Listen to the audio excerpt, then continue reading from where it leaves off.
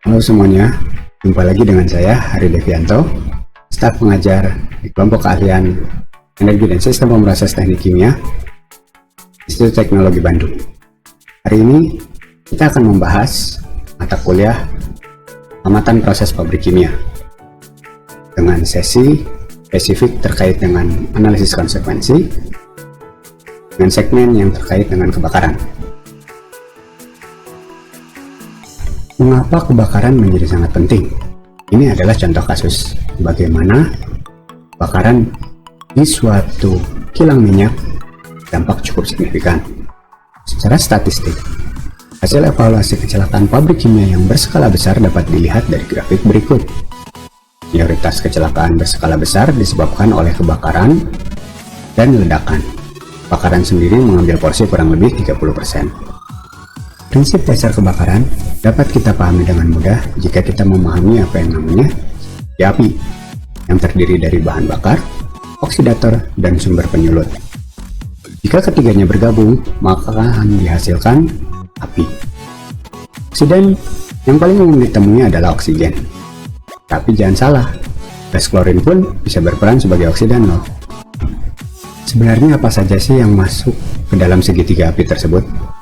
Kita mulai dari bahan bakar. Ada bahan bakar cair, padat, dan gas. Berikut adalah contoh-contohnya.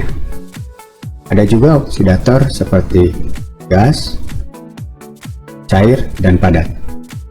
Berikut contoh-contohnya. Dan juga sumber penyulutnya yang dibutuhkan untuk menghasilkan api. Bisa dalam bentuk bunga api atau sekedar listrik statis. Ini adalah contoh proses pembakaran dari hal sehari-hari yang sering kita lihat, yaitu lilin. Lilin sendiri memiliki bahan bakar padat, yaitu parafin. Tapi jika kalian perhatikan secara lebih detail, ada bagian cair di bawah sumbunya jika lilin tersebut dibakar. Jadi sebenarnya yang terjadi adalah api menguapkan bahan bakar cair yang ada di bawah sumbu dan terjadilah proses pembakaran. Panas yang dihasilkan digunakan untuk mendekomposisi, melelehkan parafin tadi dalam bentuk bahan bakar padat menjadi bahan bakar cair. Dengan kata lain, yang terbakar sebenarnya berupa bahan bakar gas ataupun uap. Dengan memahami kedua prinsip tersebut, maka kita bisa memanipulasi segitiga api ini. Selama oksidator, bahan bakar, dan sumber penyulut tidak bergabung, maka kita dapat mencegah terjadinya kebakaran. Salah satunya sumber penyulutnya misalnya dihilangkan, atau ada kasus tertentu oksidatornya yang dihilangkan, atau kasus-kasus lain. Berikutnya kita lihat diagram sifat mudah terbakar, atau dikenal dengan istilah lain flammability limit. Ada istilah UFL, ini adalah upper flammability limit, dan LFL, yaitu lower flammability limit. Ada garis yang menunjukkan kurva tekanan uap jenuh. Ini adalah hubungan antara tekanan uap atau konsentrasi di sumbu Y dan temperatur di sumbu X. Pada temperatur rendah tekanan uap tinggi, dia akan berada di fase cair, kebalikannya berada di fase uap atau gas. Apa yang terjadi di sini? Kita bisa melihat bahwa ada batasan yang kita kenal dengan istilah flash point pada saat cair berubah menjadi gas di kurva tekanan uap jenuh ini. Ada area lagi yang disebut dengan auto ignition zone. Rentang di antara UFL dan LFL untuk kasus gas disebut sebagai flammable area, atau area yang mudah terbakar.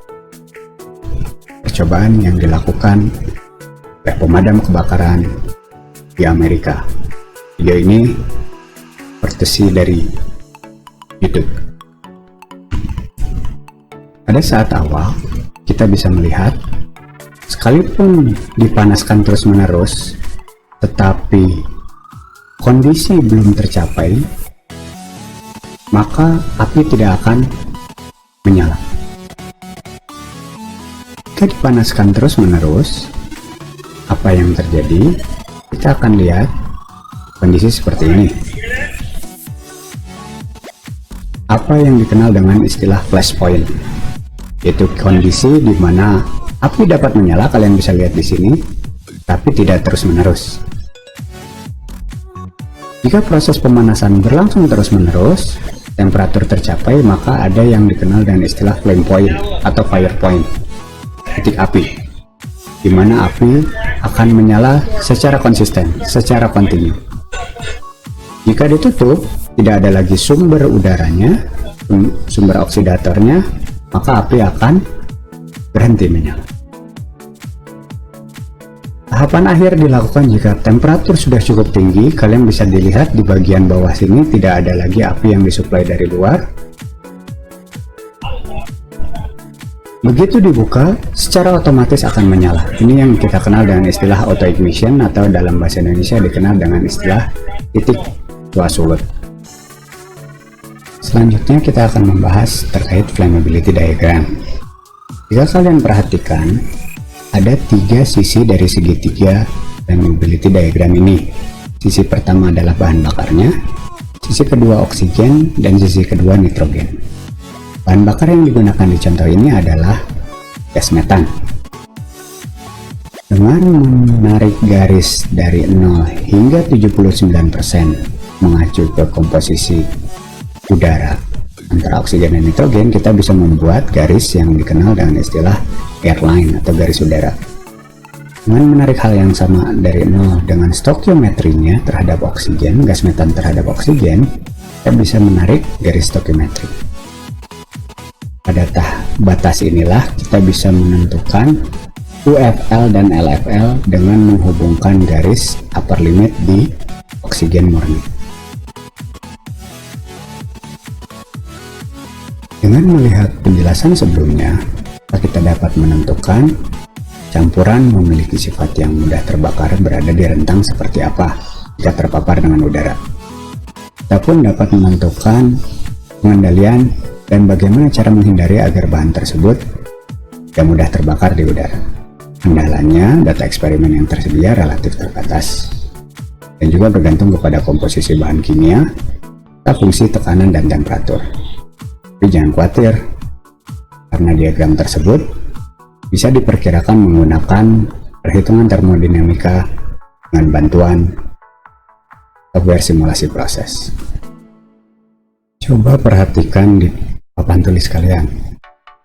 Pertama-tama kita bisa membuat segitiga berbasis pengetahuan dasar tadi. Untuk kasus sekarang kita tidak menggunakan metan tetapi menggunakan LPG. Lalu ada oksigen di satu sisi dan nitrogen di sisi yang lain. Dengan komposisi 21% dan 79% kita bisa menarik garis udara. Dengan stoichiometric line yang berbasis kepada perbandingan antara oksigen terhadap hidrokarbon yang ada di sini, kita pun dapat menentukan berapa batas stoichiometriknya. Lalu dengan menggabungkan upper limit oksigen, kita bisa menentukan batasan UFL dan LFL-nya. Sehingga untuk kasus gas LPG lebih baik disimpan di luar, sehingga diharapkan dengan mengetahui sistem seperti ini kita dapat membantu mencegah terjadinya kebakaran. Tentu saja resikonya jika disimpan di luar, tabung LPG-nya yang hilang ya. Oke, sekian materi kali ini terkait kebakaran. Semoga kalian mendapat pemahaman yang lebih baik lagi. Secara lebih detail kita akan membahas di kelas di pertemuan selanjutnya. Terima kasih.